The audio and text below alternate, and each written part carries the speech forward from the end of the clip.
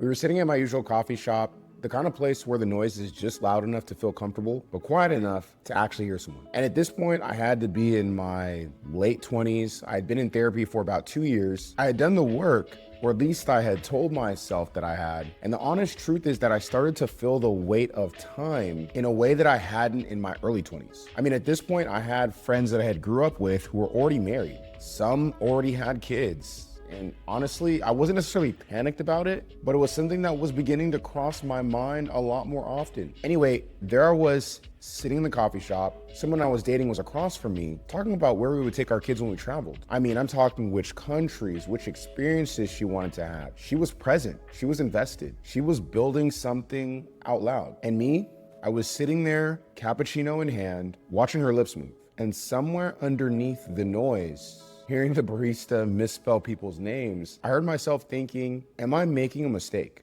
Not about her. I want to be clear. I want to be very clear. She was a good woman, by every honest measure, a good woman. But when she got up to use the restroom that day, I felt it, relief. Like something had been pressing on my chest and it suddenly stopped. I remember setting down the cup of coffee, picking up a napkin, wiping the coffee off my mouth, looking out a window that was right in front of me at the street. And the next thought that came to my mind wasn't really that dramatic. It was quiet. But the thought was, this can't be it. Here's what scared me about the thought. I had done the work, I knew the language, I could name the patterns, and I was still sitting here relieved that she had left the table, relieved that the conversation we were talking about was over. And I thought to myself, if this wasn't if this didn't feel like what I was looking for, then I genuinely didn't know what I was waiting for. And that was the part that I could not shake. If you want a God-fearing man who will actually love you well, I mean, you pray for it, you're clear about it, you feel like you're ready, but then you keep choosing men it was never gonna work with, then this video is for you. And not in a way that shames you, but in a way that actually explains what's happening underneath the surface. Because the answer isn't necessarily that you don't know better, the answer is deeper than that. And the beautiful thing is that once you see it, you really can't unsee it. Let me ask you something, and I want you to genuinely think about this. In the moments right before you pull away from someone who's pretty much a good option, what are you actually afraid of? Most people would say they're afraid of being left, but I want you to sit with this for a second, because I don't think that's actually it. Because I think what some women and sometimes even men in this situation are afraid of, heck, what you might be afraid of, is something more specific. It's not that he'll leave, but rather it's that he'll stay long enough to see you fully and then leave. That's a different fear entirely. The person who fears that, she's not protecting herself from abandonment at the end. She's protecting herself from fully being known and risking being known and it not being enough. So what does the subconscious do with that fear? It finds a solution. It finds men where she's never going to be put into that circumstance. Men who are emotionally unavailable. Men where she knows somewhere underneath it all that it can never actually go anywhere. And I want you to hear what I'm actually saying here. She's not choosing these men because she doesn't know better. She's choosing them because her subconscious mind has already filed emotional unavailability under familiar. And what's familiar to our subconscious registers as safe. In this scenario, she never has to walk into a space where real vulnerability lives. No full exposure, no real rejection, no test of whether she actually is good enough to be in a relationship with that good man. She's not confused about what she wants, but she is perfectly protected from ever having to find out if she can have it. But here's the cruelest part of this. It's not just that she keeps choosing unavailable men. It's that when a genuinely good man shows up, she doesn't feel chemistry. She feels like something's off with him. I mean, on paper, let's call him Andre. Andre could be everything she wants on paper: a good job, God-fearing man, stable, consistent, is showing interest, sends her a good morning beautiful text, genuinely invested in her well-being. And yet to her, to you, it feels like something's off with him. So it's not just that she's drawn to the wrong ones, it's that she also rejects the right ones as not for her. So now the real question becomes why? Why does right feel like wrong? Why does a good, available, consistent man feel like the wrong fit? Here's what's actually happening. From early experiences, I'm talking childhood, and in past relationships, the subconscious mind builds a relationship template. Think of it as an internal map, a subconscious picture of what love looks like, feels like, and behaves like. And this map isn't built from just information, but more so built from what she was told love should be. It's built from images, the felt sense of moments stored in her memory, what happened in those memories, what those memories meant. And over time, those stored images accumulate into a template, a subconscious picture of what love is and what she's available to receive. Basically, it's her interpretation, her story, her subconscious mind's story of love. Now, here's where it gets specific. When she meets somebody new, her subconscious mind isn't consciously evaluating him. It's pattern matching against the template in real time. An emotionally unavailable man matches the template. Her subconscious recognizes it. And recognition equals, I know how this goes. I know where the exits are. This is safe to engage. But a healthy, available, consistent man doesn't match the template. He's unfamiliar. And to a subconscious mind built on inconsistency and emotional distance, unfamiliar doesn't just mean new, it means unpredictable. And unpredictable to her subconscious mind reads as dangerous, reads as something's off, reads as that I don't feel like this is right for me, feeling that she gets when she's around that good man. So it's not bad instincts per se.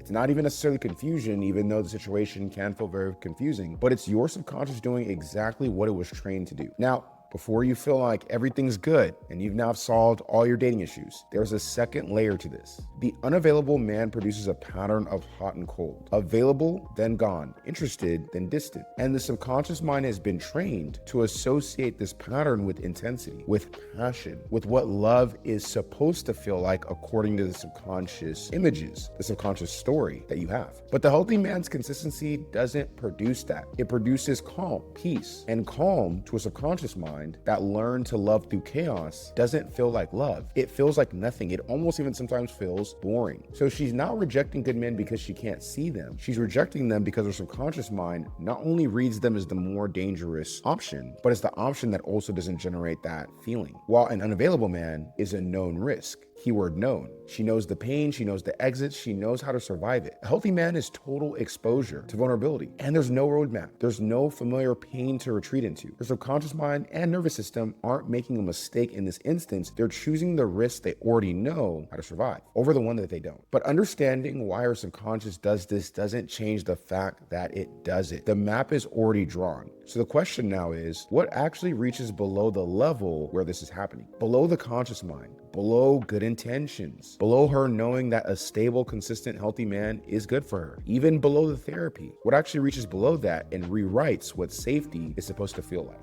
This is where I want to bring something in that I think gets missed completely. The subconscious relational template, the map, wasn't built by information. It was built by experiences, real ones and sometimes perceived ones. Experiences that may not have actually even happened the way she remembers them, but her subconscious recorded them as real. And specifically, it was built on the images and visuals of those experiences stored in memory, in a mental story. The subconscious mind doesn't follow away facts, it follows away pictures, motion pictures, pictures that have been connected together that communicate what love is supposed to feel like, even though in reality, that ain't it. Moments. And honestly, it's not just experiences that build this subconscious template. Core wounds and limiting beliefs shape it too. If somewhere along the way, her subconscious absorbed the belief that I'm not good enough for healthy love, or I'm just not good enough, the belief doesn't just sit in her head. It becomes a part of the internal picture she carries, a part of the internal motion picture or story that her subconscious mind keeps replaying in a loop underneath the surface. And the subconscious mind always moves towards what's internally familiar, which means she won't just be drawn to unavailable men because they feel like home, but rather she'll also be drawn to a love that isn't good enough because it matches the internal reality she's been repeating in her heart, in her subconscious, outside of her rational conscious mind. The external relationship is essentially mirroring her internal belief.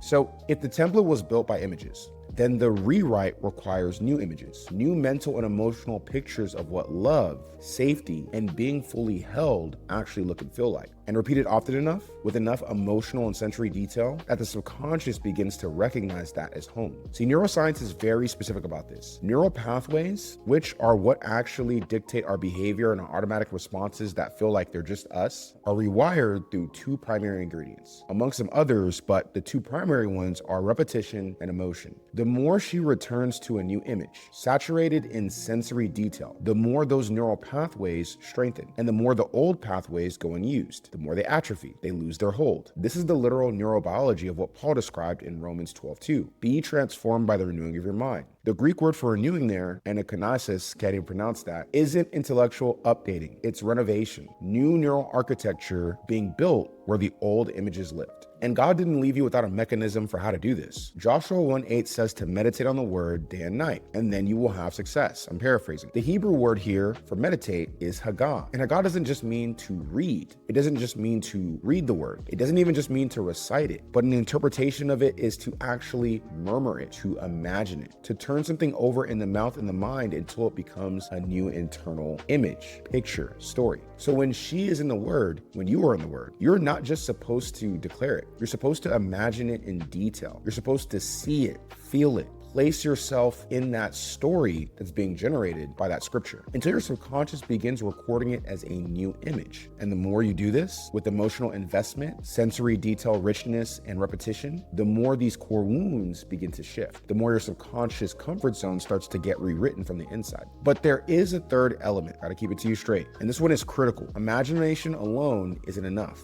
Neural pathways aren't just built through visualization, they're built and reinforced through doing. So the woman who wants to change this must do the things she's visualizing. If she's imagining being a woman who is truly accepted, she must do what an accepted woman does. Join the group she's been avoiding. Stay in the room when her subconscious mind is telling her to leave. Every action that contradicts the old image and picture of not being accepted, creates new evidence for the subconscious mind. New neural pathways begin to form while the old ones slowly lose their hold. So basically you imagine it, you declare it, and you do it. You think, you speak, and you do. That is how the template gets rewritten. But I don't want to leave you hanging on some important information that's needed. Here's what's remarkable about this. The subconscious comfort zone that keeps drawing her to unavailable men, again, that was built by images, God has counter images for every single wound, every single incorrect image or story that her subconscious mind has been telling her since childhood that's running underneath the surface. God's answer isn't a feeling or just theology. It's a